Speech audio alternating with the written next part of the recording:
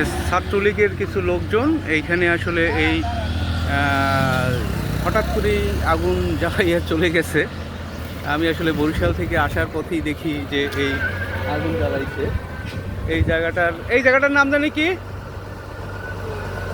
মানে প্রতাপের একটু পরে, 60 পিকের কাছাকাছি।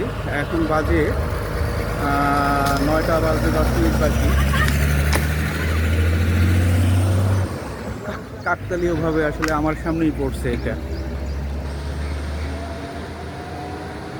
এই যে দেখেন কিভাবে আগুন লাগাইছে।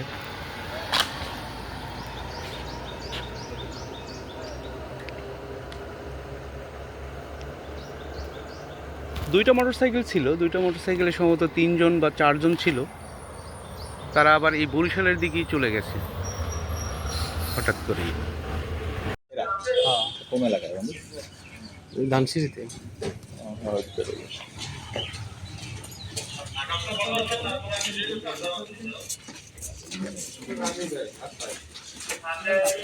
এই তো